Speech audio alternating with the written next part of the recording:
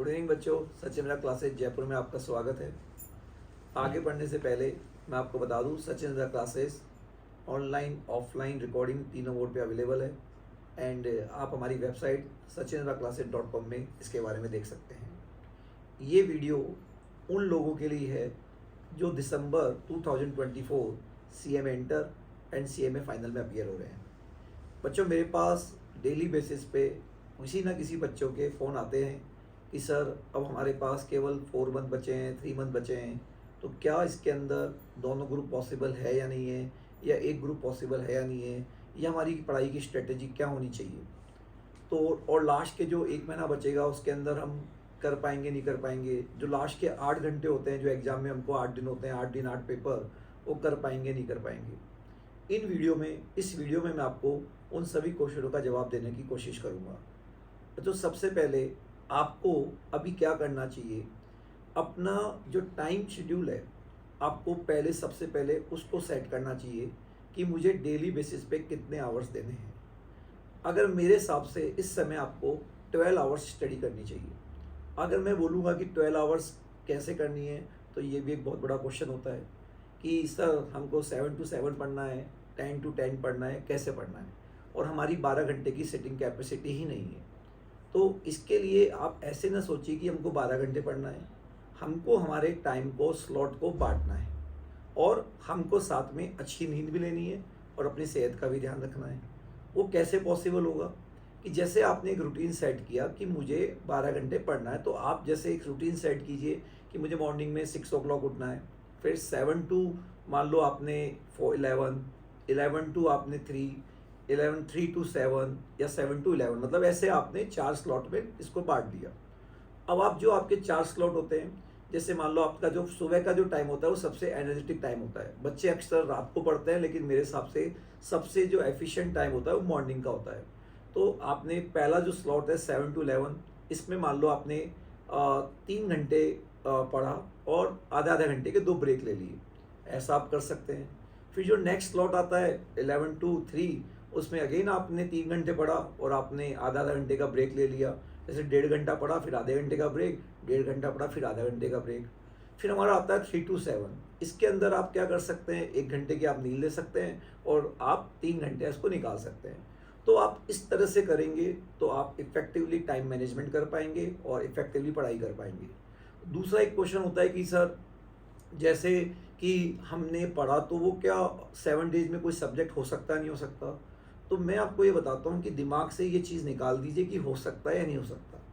बच्चा जितना सोचने में दिमाग लगाता है हो सकता है नहीं हो सकता, इतना उसको पढ़ने में दिमाग लगाना चाहिए और अपना पूरा बस करने बैठ जाए। ये मत सोचे कि कैसे होगा। बिलीव मी, अगर आपको लगता है कि ये मेरे से 15 दिन में होगा, लेकिन आप ये चीज़ दिमाग से निकाल देंगे ना कि होगा या नहीं होगा, आप मानिए 7 डेज के अंदर आप उस चीज़ को कंप्लीट कर लेंगे। जैसे फॉर एग्जांपल, जैसे आपको पता है कि मैं टैक्स पढ़ाता हूँ। अब टैक्स के अंदर अपना बेसिक RS, एग्रीकल्चर, सैलरी और हाउस प्रॉपर्टी होता है। तो मान लीजिए आपने सोचा कि मैंने बोला कि बच्चों आपको आज ये कंप्लीट करना है, तो आपको क्या लगेगा कैसे होगा, आराम से हो जाएगा। आज आपने बेसिक RS, एग्रीकल्चर जो चैप्टर है वो आप 1.5 घंटे के अंदर आराम से चारों चैप्टर्स को कर सकते हो, और बाकी आप सैलरी के अंदर 2-2.5 घंटे में कर सकते हो और हाउस प्रॉपर्टी में 3 घंटे में। तो कुल मिला के मतलब आपने सोचा ना कैसे होगा, लेकिन आपने 7 to 8 घंटे में इसके अंदर 7-8 आवर्स में आराम से कंप्लीट कर लिया। तो इज इट पॉसिबल? तो आप सोचिए मत कैसे होगा। दूसरा आपको मैं ये कहूँगा, जो आपका फर्स्ट रिवीजन होता है वो बहुत इंपॉर्टेंट होता है। तो जब आप फर्स्ट रिवीजन करते हैं तो उस टाइम आपको, जैसे फॉर एग्जांपल अकाउंट्स के अंदर एक चैप्टर है हायर परचेज, तो सबसे पहले आप ये डिसाइड कीजिए कि हमको कितने क्वेश्चन करने हैं। जैसे मॉड्यूल के कितने क्वेश्चंस करने हैं, स्कैनर के कितने क्वेश्चंस करने हैं, सर ने जो क्वेश्चन दिए उसके कितने करने हैं। सपोज करो 40 क्वेश्चंस हो गए, तो उन 40 क्वेश्चंस के टाइप्स बना लो। हर सब्जेक्ट में type 1, type 2, type 3, type 4, type 5 के क्वेश्चंस होते हैं। तो जैसे तो टाइप 1 में मान लो आपने 10 क्वेश्चन लिख दिए जो एक जैसे होते हैं, तो जो सिमिलर क्वेश्चंस होते हैं उनको आप काट दीजिए। तो ऐसे करके आपके 40 के जो क्वेश्चंस होते हैं वो करीब 10-15 ही रह जाएंगे। फिर 10-15 में भी इस तरह से होता है कि कुछ क्वेश्चन में एडजस्टमेंट होते हैं, उन एडजस्टमेंट को हाईलाइट कर लो, और वो जो लास्ट का 1 महीना है हमको बस वही क्वेश्चंस करने हैं, मतलब रिपीटेड क्वेश्चंस नहीं करने हैं। ये जजमेंट हर इंडिविजुअल बच्चा हर सब्जेक्ट के लिए इंडिपेंडेंटली ले सकता है, किसी के कहने से नहीं होगा।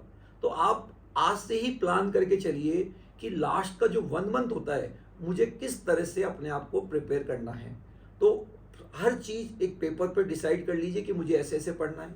प्लस आपको ये भी देखना है कि आज तो मैं 8-10 घंटे दे सकता हूँ, लेकिन लास्ट में मैं कम समय दूंगा। तो उसके आज ही सेल्फ नोट्स वगैरह आप सब बना लीजिए कि मुझे लास्ट के 1 महीने में किसी चैप्टर को कैसे जल्दी से जल्दी रिवाइज करना है। अपना एक ऑडियो बना लीजिए या अपने छोटे छोटे नोट्स बना लीजिए। अगर ये आप आज से ही सोचेंगे तब जाके होगा। अगर आप अभी प्रिपेयर प्लानिंग नहीं करेंगे तो लास्ट के 1 मंथ में आपको पैनिक हो जाएंगे और 8 दिन में भी पैनिक हो जाएंगे। इसलिए जो भी करना है सब कुछ आज ही करना है। एक बच्चा क्या सोचता है कि मैं सेकंड रिवीजन में ये चीज़ कर लूँगा, थर्ड रिवीजन में ये कर लूँगा। मेरे हिसाब से आपको सेकंड और थर्ड रिवीजन में कुछ भी नहीं छोड़ना चाहिए। जो भी करना है वो फर्स्ट रिवीजन में कंप्लीट करो, सेकंड में तो बस को रिकॉल करना है। तो कई बच्चों की आदत होती है कि सेकंड, क्योंकि सेकंड रिवीजन में बच्चों जैसे फर्स्ट रिवीजन में आपको टाइम मिलेगा 8 घंटे का, तो सेकंड रिवीजन में आपको टाइम 4 दिन का ही मिलेगा। मतलब पहले 8 दिन का मिलेगा या 4 दिन का मिलेगा। तो आप उस केस में जो पुराना छोड़ा है वो पढ़ेंगे या नया पढ़ेंगे। इसलिए कुछ भी मत छोड़े, जो करना है वो फर्स्ट रिवीजन में करना है। और आज हम जो पढ़ रहे हैं हमको लास्ट का 1 महीना हमारी क्या स्ट्रेटेजी होगी उसको फॉलो करना है। एक तीसरा क्वेश्चन होता है सर 8 घंटे के अंदर हम कर लेंगे। बच्चों मैं आपको अगेन बता दूं, 8 घंटे में आप इतना कुछ भी नहीं कर पाएंगे। आपका 25% या 30% ही कोर्स होगा और क्वेश्चन भी आप ज़्यादा नहीं कर पाएंगे। आप बिल्कुल पैनिक मत होना, बिल्कुल कूल रहना। जो आपने पिछले 3 रिवीजन किए थे एग्जाम से पहले वो ही काम आएंगे, वो बिल्कुल भी नहीं भूलोगे। बट अगर आप पैनिक होंगे या एक्साइट होंगे तो आप सब कुछ भूल जाएंगे। बिलीव मी, किसी भी चीज़ को रिकॉल करने के लिए 2 रिवीजन इनफ होते हैं। आप पैनिक होते हैं इसलिए आप घबरा जाते हैं। अगर आप कभी बिल्कुल भी पैनिक होते हैं, आपको लगता है मैं भूल गया, सब कुछ गड़बड़ हो गया, तो ऐसे केस में मैं आपको कहूँगा एक अच्छी नींद की ज़रूरत है। उस दिन आप ना पढ़े और अगले दिन मॉर्निंग में फ्रेश माइंड से उसको वापस पढ़िए, आप बहुत जल्दी उसको कर लेंगे। तो अभी बस हम आपको इतना ही कहेंगे, आप पूरे साल भर पढ़ते हैं और लास्ट के 3 महीने अगर आपने उतनी मेहनत नहीं की तो बच्चों आपकी जो साल भर की पढ़ाई है वो बेकार हो जाएगी। और एक बार आप पेपर दीजिए, उसके बाद आपको 3 महीने रिजल्ट के मिलेंगे तो आपके लिए बहुत अच्छा रहेगा।